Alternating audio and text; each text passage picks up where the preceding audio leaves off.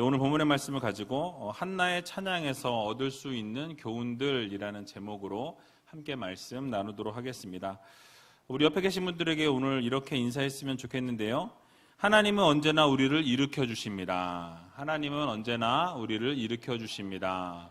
그렇습니다. 우리가 쓰러져 있을 때, 넘어져 있을 때, 좌절할 때, 절망할 때, 낙심할 때 하나님께서 여러분 그대로 두지 않으시고 결국 일으켜 세워주신다라는 이 사실을 꼭 믿으시고 우리 신실하신 하나님을 바라보면서 한 걸음 한 걸음 걸어나가는 믿음의 백성, 믿음의 자녀들이 다 되시기 바랍니다.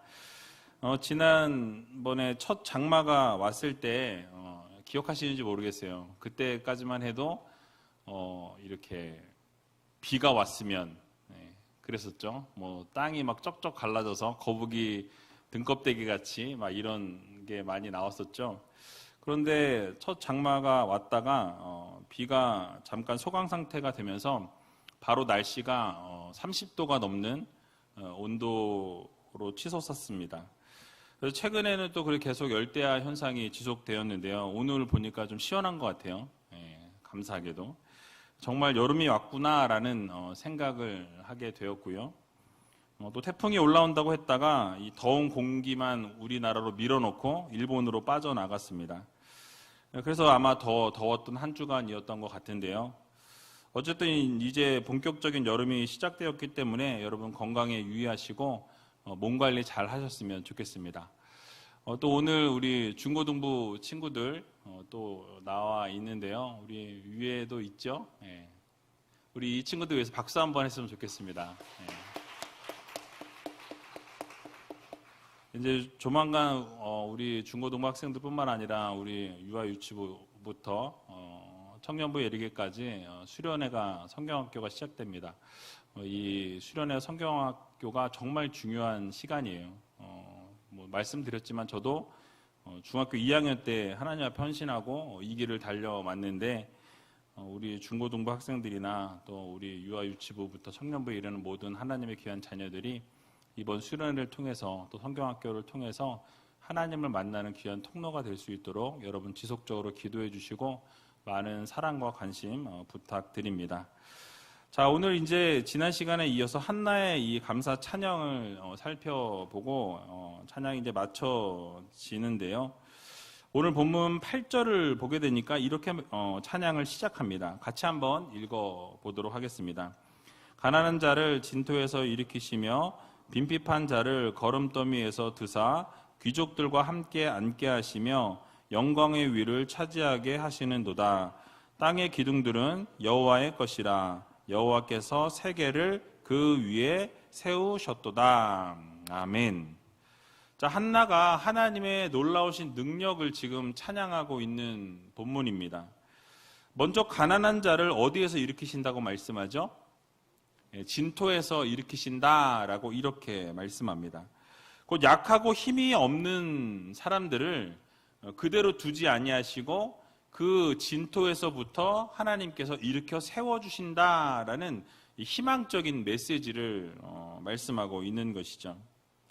즉 분인나로부터 핍박을 받았던 이 한나를 그대로 두지 아니하시고 일으켜 세워주셨던 하나님, 또 사울과 대적으로부터 어려움을 당했던 다윗을 그대로 내버려 두지 않으시고 어떻게 하셨습니까? 동일하게 하나님께서 그를 사랑하시고 보호하시고 결국은 이렇게 세워주셔서 정말 성군으로 세워주시는 것을 우리는 성경을 통해서 보게 되는 것이죠.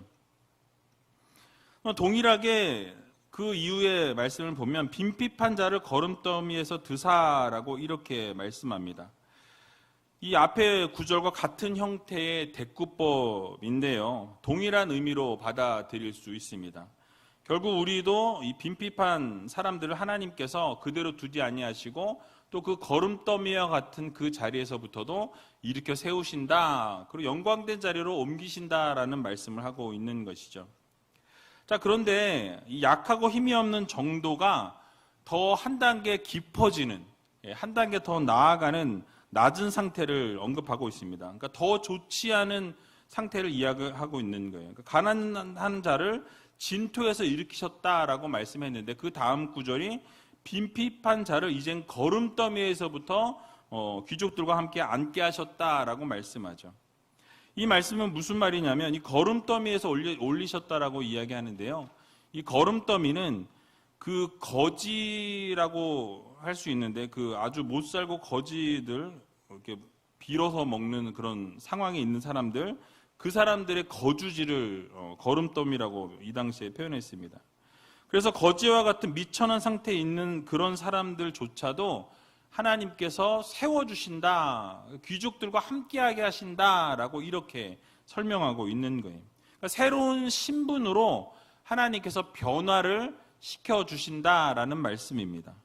귀족들과 함께 영광스러운 자리에 앉게 하셨다라고 오늘 본문은 설명하고 있는 것입니다. 여기서 진토나 거름더미와 이 대조되는 말은 바로 이 귀족과 같은 자리, 영광의 자리에 앉게 하신다라는 말과 대조를 이루고 있는데요. 귀족들은 여러분 혈통적으로 어떻습니까? 이 왕족의 집안에 속한 자들이에요. 아주 거룩하게, 아주 귀하게 자란 사람들을 이야기합니다. 즉 하나님께서 파격적으로 일들을 진행해 나가시는데 가난하고 정말 이 거지와 같은 삶을 살았던 자들을 그대로 내버려 두지 않으시고 어떻게 하시느냐? 그들을 세워 주신다라는 거죠. 일으켜 주신다라는 거예요. 근데 그냥 일으켜 주시는 것이 아니라 귀족들의 삶까지도 하나님께서는 그렇게 세우시고 일으키시겠다라는 약속의 말씀을 주고 계시는 거예요. 신분의 변화를 이루시겠다라는 것이죠. 자, 이러한 인물의 대표적인 사람이 누가 있죠? 여러분이 잘 아시는 꿈의 사람 요셉을 들 수가 있습니다. 여러분 요셉을 생각해 보면 진토와 같은 곧 구덩이 속에서 구원을 얻게 됩니다. 그러나 구원을 얻은 것은 잠시요 어떻게 됩니까? 노예로 팔려가게 되죠. 그리고 노예로 팔려가게 되어서 그곳에서 또 어떻게 됩니까? 감옥에 들어가게 되죠. 결국 거름더미와 같은 감옥에 있었지만은 결국 그곳에서도 하나님께서 그대로 두지 아니하시고 어떻게 하셨습니까? 영광의 자리, 곧 애굽의 총리의 자리로 옮겨주시는 것을 우리는 보게 되죠. 그 당시 애굽이라는 나라가 어떤 나라입니까? 아주 막강한 나라였고 아주 대단한 어마어마한 엄청난 강대국이었던 것을 보게 됩니다. 자, 그런데 그런 나라에서 이 노예 신분에 있었던 요셉이 어떻게 되죠? 그 나라 전체를 다스리는 총리의 자리로, 귀족의 자리로 하나님께서 높이셨다라는 것을 우리들에게 말씀해 주고 있는 것이죠. 자, 이게 어떻게 가능할 수 있었습니까? 세상의 상식이나 세상의 방법으로는 절대 불가능하다라는 거예요. 있을래야 있을 수 없는, 그 신분의 벽을 뛰어넘을 수 없는 그런 상황임에도 불구하고 하나님께서 역사하시고 하나님께서 인도하시고 하나님께서 모든 것을 주관하실 때 어떻게 됩니까? 그러한 놀라운 기적의 역사가 일어나게 되었다라는 것을 우리는 기억해야 할 것입니다. 오직 하나님께서 하실 때 일어날 수 있는 기적이요, 하나님께서 역사하실 때 가능한 방법이라는 사실이. 여러분, 그래서 하나님께서는요, 이렇게 우리가 예상치 못한 방법으로 인도하시고 그 문제를 해결하시고 선한 길로 좋은 길로 인도하시는 하나님이심을 여러분 모두 믿으시기 바랍니다. 그렇기 때문에 우리의 삶에는 희망이 있고 꿈이 있는 거예요. 우리의 삶이 진토와 같은 삶에 있고 정말 진흙탕 같은 상황 가운데 놓여 있고 힘들고 어려운 상황 가운데 놓여 있을지라도 아무리 어렵고 아무리 힘든 중에 있을지라도 하나님께서 힘을 주시고 하나님께서 능력 주시고 결국 하나님께서 일으켜 세워주시면 어떻게 됩니까? 귀족의 자리로 나아갈 수 있는 놀라운 기적의 역사가 일어나게 된다는 이 사실을 여러분들 모두 기억하시기 바랍니다. 그래서 진토와 같은 상황 가운데서 거름더미와 같은 상황 가운데 우리가 놓여 있을지라도 하나님이 하시면, 하나님이 일으키시면 놀라운 역사와 기적이 우리의 삶에 일어난다라는 이 사실을 오늘 이 밤에 여러분 마음 깊이 새기시기 바랍니다. 만약 하나님께서 세상에서 마냥 잘난 사람, 이렇게 많이 배운 사람, 또 좋은 가문에 태어난 사람, 귀족들 같은 그런 사람들만 사용하신다면 여러분 이 세상에 우리가 꿈과 희망을 가질래야 가질 수 없다라는 거예요. 몇이나 되겠습니까? 그렇게 사용될 수 있는 사람이. 그러나 하나님은 그렇지 않으시다라는 거죠. 세상적으로 못 배우고 또는 못나고 못 가져도 괜찮다라는 거예요. 왜냐하면 하나님께서 모든 것을 가지신 분이기 때문에 그래요. 우리가 가지고 있는 외적인 조건과 상관이 없이 하나님은 우리를 사랑하시고 또 하나님을 사랑하고 하나님을 경외하는 자에게는 하나님께서 어떻게 하십니까? 반드시 그 하나님의 자녀들을 세워주시고 높여주신다라는 이 사실을 여러분들 모두 믿으시기 바랍니다. 성경의 원리예요. 때로는 우리가 환난이 있고 어려움이 찾아올지라도 정말 진토와 같은 상황 가운데 놓여 있고 거름더미 같은 상황 가운데 놓여 있을지라도 하나님께서는 반드시 우리를 세우신다라는 거예요. 그래서 어려움이 찾아올 때 우리가 원망하고 불평하고 우리가 정말 좌절하고 쓰러지는 우리가 아니라 어떻게 합니까? 우리를 일으켜 세워주실 전능하신 하나님이 계시다라는 사실을 여러분 언제나 마음 깊이 새기셔야 한다라는 사실이에요. 욥과 같이 끝까지 하나님을 신뢰하고 하나님을 향해서 어리석게 원망하지 아니할 때 결국 어떻게 하십니까? 하나님께서 다시 놀라운 기적을 이루시고 놀라운 역사를 우리의 삶에 베풀어 주신다라는 사실이에요. 그러므로 우리 모두는 하나님을 끝까지 신뢰하고 믿으며 나아가게 될 때에 여러분들의 삶을 반드시 높은 귀족의 자리로 회복시켜 주신다라는 이 사실을 오늘 이 밤에 믿으시고 날마다 하나님을 신실하게 바라볼 수 있는 귀한 우이제일교회 모든 성도님들이 다 되시길 주님의 이름으로 간절히 축원드립니다. 자, 이제 한나가 또 한 번 하나님 앞에 하나님이 어떠한 하나님이신지를 다시 한번 선포하는데요. 9절에서 10절에 나와 있습니다. 같이 한번 읽어보겠습니다. 그가 그 거룩한 자들의 발을 지키실 것이요 악인으로 흑암 중에서 잠잠케 하시리니 힘으로는 이길 사람이 없음이로다. 여호와를 대적하는 자는 산산이 깨어질 것이라. 하늘 우레로 그들을 치시리로다. 여호와께서 땅 끝까지 심판을 베푸시고 자기 왕에게 힘을 주시며 자기의 기름 부음을 받은 자의 뿔을 높이시리로다 하니라. 아멘. 자, 여러분, 이 세상 만물을 창조하신 하나님께서 어떻게 하신다고 말씀하십니까? 거룩한 하나님의 자녀들, 그들의 발을 보호하시고 그들이 넘어지지 않도록 인도하신다라는 거예요. 그 생명을 보존하시겠다라는 약속의 말씀을 주고 계신 것이죠. 자, 그러나 악인들은 어떻게 하시겠다고 말씀합니까? 죽음의 상징이라고 할 수 있는 어둠 속에 그대로 침묵하게 될 것이다. 어둠 속에 그대로 밀어 넣으시겠다라는 말씀을 하고 계신 것을 보게 되죠. 결국 하나님의 자녀, 빛의 자녀들은 하나님이 보호하시고 하나님이 인도하시지만은 악인들, 하나님을 대적하는 자들은 망하게 하시고 그들의 결국은 멸망이라는 것, 죽음이라는 것을 우리가 반드시 기억해야 한다라는 말씀입니다. 여러분, 그렇습니다. 하나님의 자녀들은 언제나 하나님께서 보호하시고 인도하시고 지켜주십니다. 자, 그러나 악인들은 어떻게 된다고 말씀합니까? 결국 망하게 되고 끊어지게 된다라고 성경은 말씀하죠. 시편 37편 20절에서 22절의 말씀을 보면 이렇게 명확하게 말씀합니다. 같이 한번 읽어보겠습니다. 악인은 멸망하고 여호와의 원수는 어린 양의 기름같이 타서 연기되어 없어지리로다.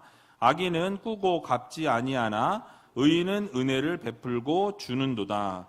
주의 복을 받은 자는 땅을 차지하고 주의 저주를 받은 자는 끊어지리로다. 아멘.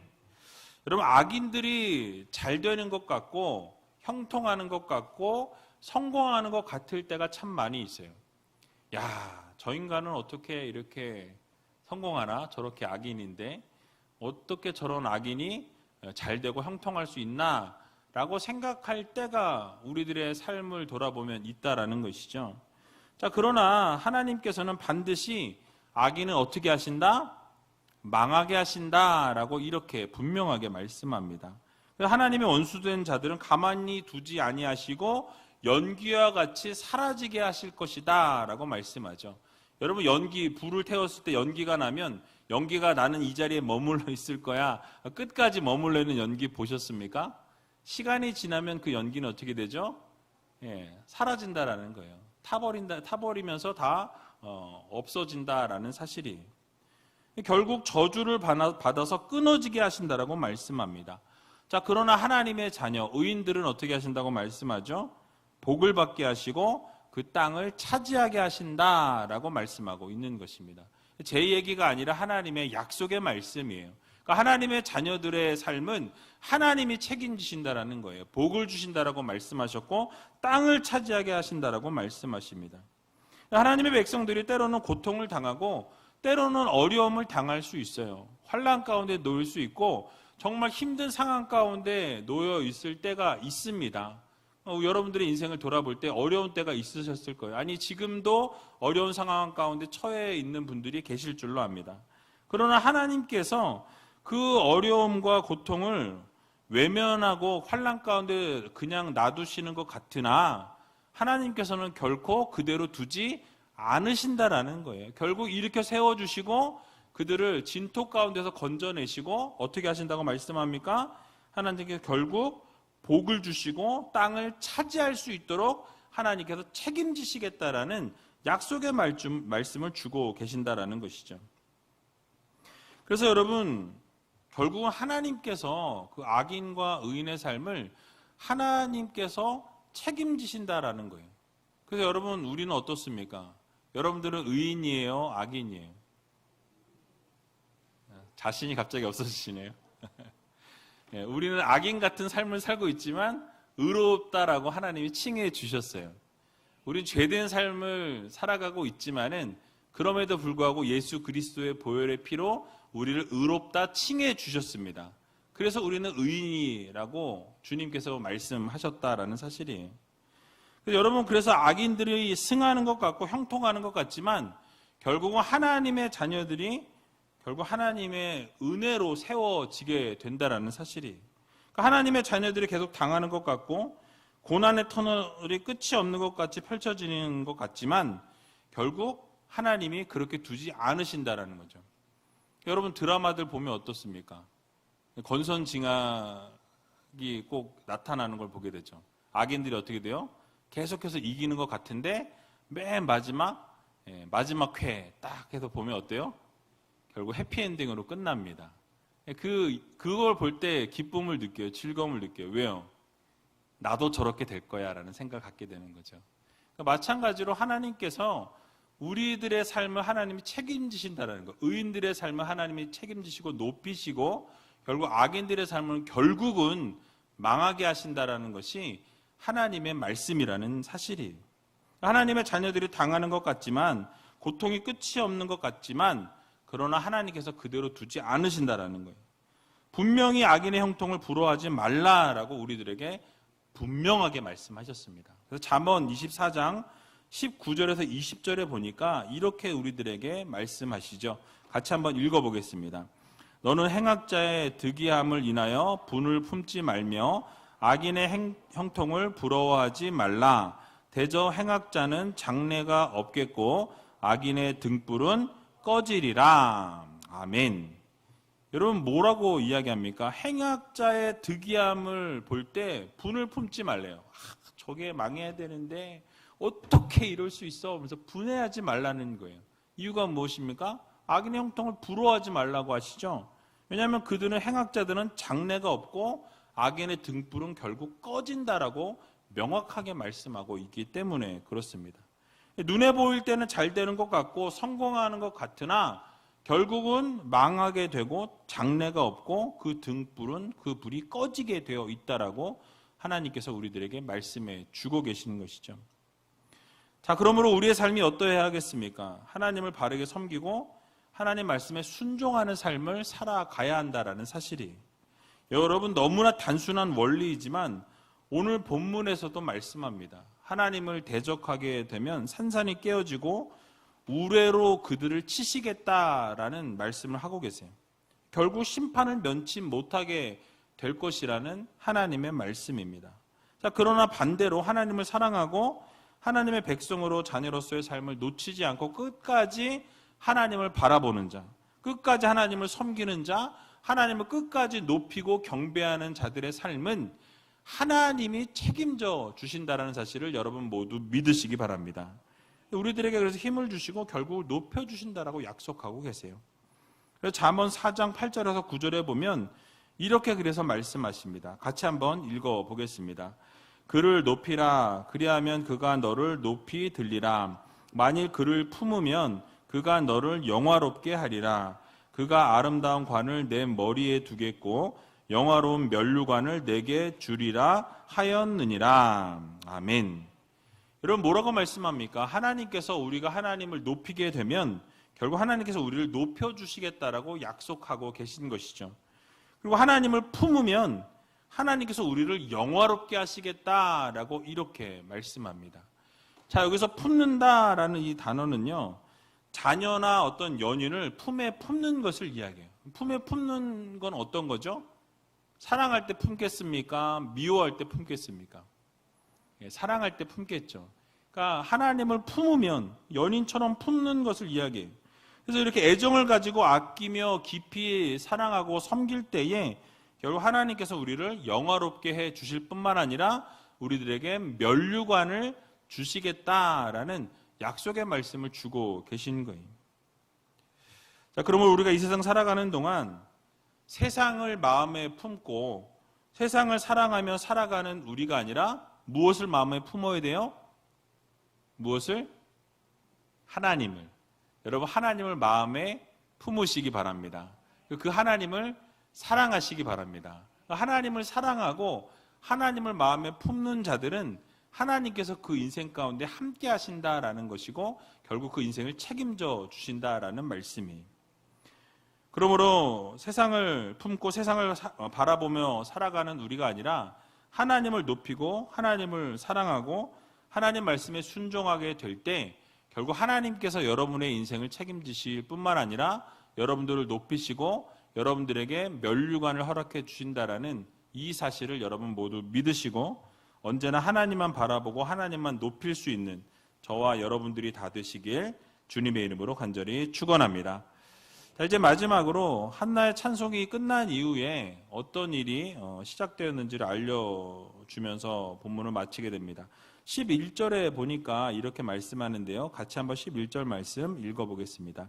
엘가나는 라마의 자기 집으로 돌아가고 그 아이는 제사장 엘리 앞에서 여호와를 섬기니라. 아멘. 자, 엘가나와 한나가 이제 자기 집으로 돌아갔다라고 말씀합니다. 그런데 아이를 데리고 간 것이 아니라 이 아이 사무엘을 어떻게 했습니까? 엘리 제사장에게 두고 하나님을 거기서 섬기게 했다라고 이렇게 말씀하죠. 자, 물론 이 문장을 볼 때 어린 사무엘이 어려서부터 제사 업무를 했다든지 성전 관리하는데 참여했다라는 그런 의미는 아니에요. 이는 다만 사무엘이 아기 때부터 어렸을 때부터 여호와를 섬기면서 여호와를 섬기는 그 상황 가운데서 노출된 상태로 그것을 눈으로 보면서 익히면서 그렇게 살았다라는 것을 말씀하고 있는 것입니다. 그 하나님을 섬기는 방법을 어려서부터 성전에서 자라면서 그것을 보고 배웠다라는 것을 말씀하고 있는 것이죠. 자, 이렇게 사무엘은 어려서부터 하나님을 섬기는 것을 눈으로 보고 직접 삶으로 배웠기 때문에 영적인 암흑기를 맞이했던 이 이스라엘 가운데서 등대와 같은 역할을 했던 것을 보게 되죠. 결국 빛을 비추는 역할을 감당하는 위대한 인물로 하나님이 사무엘을 세워주시는 것을 우리는 보게 됩니다. 자, 우리는 여기서 한 가지 교훈을 얻을 수 있는데요. 바로 자녀에 대한 신앙교육의 중요성에 대해서 우리는 한번 생각해 볼 수 있습니다. 즉 신앙교육은 어려서부터 시작해야 한다라는 사실이에요. 여러분 생각해 보세요. 어렸을 때 암송했던 구절은 지금까지 잊어버리지 않는 것을 보게 됩니다. 그런데 어때요? 30 이후에 외운 것은 언제 그랬냐는 뜻을 다 까먹어요. 엊그제 암송한 거 오늘 까먹고 오늘 암송한 거 내일 까먹습니다. 아니 지금 외운 거 조금 지나면 또 까먹어요. 그게 우리 인생이에요. 그것을 생각해 볼 때 어떻습니까? 어렸을 때부터 신앙교육이 바르게 세워지면 절대로 하나님 곁을 떠나지 않는다라는 사실이. 그래서 여러분 어려서부터 신앙교육을 시켜야만 아이가 커서도 하나님 앞에서 바른 삶을 살게 된다라는 교훈을 우리들에게 주고 있는 것이죠. 우리 속담에 될성 부른 나무는 떡잎부터 알아본다라고 이야기하는 것도 있고요. 3살 버릇은 언제까지 가요? 80까지 간다라고 이야기합니다. 그러니까 자녀 교육은 어린 시절부터 시작해야 한다라는 어떤 교육의 중요성을 이야기하고 있는 속담이에요. 여러분, 한나는 사무엘을 하나님께 드리기로 작정한 이후에 하나님께 약속한 대로 철저하게 신앙 교육을 하게 됩니다. 구별하여 드리기로 서원하고 나서 그대로 그 서원을 지켜나가는 것을 보게 되죠. 얼마나 그 아이가 그립고 그 아이가 얼마나 보고 싶었겠어요. 그죠? 너무나 어렵게 낳은 아이인데, 힘들게 얻은 자녀인데 그 아이를 예루살렘 성전에 놔두고 돌아서야 하는 그 어머니의 심정을 생각하면 그 발이 떨어지지 않았을 거라고 저는 생각합니다. 그럼에도 불구하고 그렇게 바른 신앙 교육을 하면서 세워나가게 될 때에 결국 하나님께서 그 사무엘의 인생 가운데 함께 하시고 이스라엘을 책임지는 지도자로 세우시는 것을 우리는 볼 수 있다라는 사실이. 결국 여러분, 그렇다면 우리는 이 자녀들의 신앙 교육을 위해서 어떻게 해야 하겠냐라는 사실이죠. 우리는 세상적인 성공이나 어떤 인간적인 드러남이 아니라 하나님 편에서의 성공을 이룰 수 있도록 자녀들에게 신앙적인 교육으로, 신앙 말씀으로 자녀들을 양육해야 한다라는 사실이죠. 하나님께서 기뻐하시는 자녀들이 될 수 있도록 자녀들을 신앙적으로 잘 키워내는 것이 바로 성도들인 우리들에게 하나님께서 주신 의무요 책임이다라는 것을 꼭 기억하시기 바랍니다. 그래서 여러분, 이게 너무너무 중요해요. 그래서 지혜자는 그래서 이 잠언 말씀에 보면 우리들에게 이렇게 권면합니다. 잠언 22장 6절에 보니까 여러분 잘 아시는 말씀인데요. 같이 한번 읽어보겠습니다. 마땅히 행할 길을 아이에게 가르치라. 그리하면 늙어도 그것을 떠나지 아니하리라. 아멘. 그러니까 여러분, 마땅히 행할 것을 가르치라고 말씀하죠. 근데 여기 보면 언제 가르치래요? 그 아이에게 가르치라라고 말씀하죠. 여기 우리는 아이 그러면 조그만 아이라고 생각할 수 있는데 원어 성경을 보게 되면 이 아이는 완전히 유아기부터를 젖먹이를 이야기해요. 젖먹이. 그러니까 젖먹이 때부터 계속해서 이 말씀을 가르치고 신앙교육을 시키면서 그렇게 그 아이에게 가르칠 때에 그 아이가 말씀을 떠나지 아니하고 하나님 말씀 가운데 서서 말씀대로 살아가는 하나님의 자녀로 성장할 수 있다라는 것을 우리들에게 교훈해 주고 있는 것이죠. 그래서 이 신앙 교육이 어려서부터 시작되어야 하는 이유가 바로 어릴 때부터 잡아주지 않으면 평생 잘못된 길을 갈 수 있고 왜곡된 상태로 고정될 수 있기 때문에 마땅히 행할 길을 어려서부터 가르쳐야 한다라는 것을 우리들에게 교훈해 주고 강조하고 있는 것입니다. 자, 여기서 마땅히 행할 길을 아이에게 가르치라는 것은요, 그 자녀를 교육할 때 그 내용이 중요하다라는 것을 이야기하고 있습니다. 어떤 내용을 가르치느냐라는 것이죠. 자녀를 가르칠 때 무엇을 가르칠 것인가에 초점이 맞춰져 있습니다. 그러니까 자녀들에게 어떤 지식을 가르치거나 어떤 기술을 가르치기 이전에 먼저 하나님의 말씀을 가르치라고 강조하고 있는 거예요. 그 내용은 바로 하나님을 사랑하고 하나님을 사랑할 뿐만 아니라 하나님 말씀 가운데 거하는 삶을 살아가야 할 것을 이야기하는 것이죠. 하나님의 말씀을 가르침을 통해서 바른 인격과 신앙으로 양육하고 그렇게 길러야 한다라는 것을 우리들에게 말씀해 주고 있는 것입니다. 그래서 기독교 교육학에서도 7살 때까지 신앙 교육을 철저하게 해놓으면 평생 어디를 가도 그 신앙을 떠나지 않는다라고 그렇게 가르치고 있습니다. 여러분, 그렇습니다. 우리는 성경의 가르침을 우리 자녀들에게 그대로 가르쳐야 합니다. 그래서 자녀들에게 말씀을 잘 가르쳐야 한다라는 거죠. 잠언 1장 7절에 보면 그 내용을 이렇게 말씀합니다. 같이 한번 읽어보겠습니다. 여호와를 경외하는 것이 지식의 근본이언을 미련한 자는 지혜와 훈계를 멸시하느니라. 아멘. 여러분, 무엇을 가르치라고 말씀하죠? 여호와를 경외하라. 하나님을 공경하고 두려워하는 삶을 살아야 할 것에 대해서 아이들에게 가르치라고 우리들에게 말씀하고 있는 것입니다. 단순하게 하나님의 명령을 듣고 바르게 행하게 되면 하나님이 복을 주시고, 그러나 하나님의 명령을 듣고도 불순종하고 듣지 않으면 결국 그 삶은 저주를 받게 되고 망하게 된다라는 것을 우리들에게 말씀해 주고 있는 것이죠. 그래서 신명기 11장 26절에서 28절에 보면 이렇게 단순하게 말씀합니다. 같이 한번 읽어보겠습니다. 내가 오늘날 복과 저주를 너희 앞에 두나니 너희가 만일 내가 오늘날 너희에게 명하는 너희 하나님 여호와의 명령을 들으면 복이 될 것이요, 너희가 만일 내가 오늘날 너희에게 명하는 도에서 돌이켜 떠나 너희 하나님 여호와의 명령을 듣지 아니하고 본래 알지 못하던 다른 신들을 쫓으면 저주를 받으리라. 아멘. 그러니까 결국 복과 저주가 우리 앞에 있다라는 거죠. 그런데 그 복이라는 것은 결국 하나님을 잘 섬기고 하나님의 말씀대로 순종하고 하나님의 명령대로 따르는 삶을 살아가는 것이 복이라고 말씀하고 있어요. 하나님을 경외하는 삶을 살아가고 언제나 하나님을 가장 우선순위에 두는 사는 자들에게는 복을 주신다라고 말씀하고 있는 것이죠. 그러나 어떻습니까? 하나님의 말씀을 듣지 아니하고 불순종하게 되면 어떻게 돼요? 저주를 받게 된다라고 명확하게 말씀하고 있는 것을 보게 됩니다. 여러분, 이 말씀을 마음 가운데 새기시고 정말 우리 자녀들이 말씀을 떠나지 아니하고 말씀 가운데 서서 말씀대로 순종하고 말씀대로 행할 수 있도록 여러분 가르치시고, 결국 우리 앞에 복과 저주가 있는데 과연 우리가 어느 쪽을 선택하고 어떻게 걸어가야 하냐라는 것이 바로 명확하게 나눠져 있습니다. 하나님을 사랑하고 하나님의 말씀에 순종하는 것이 복이요, 하나님의 말씀을 따르지 아니하고 불순종하는 것이 저주라는 것을 꼭 기억하셔서 하나님의 말씀대로 살아갈 수 있는 저와 여러분들이 다 되시길 주님의 이름으로 간절히 축원드립니다.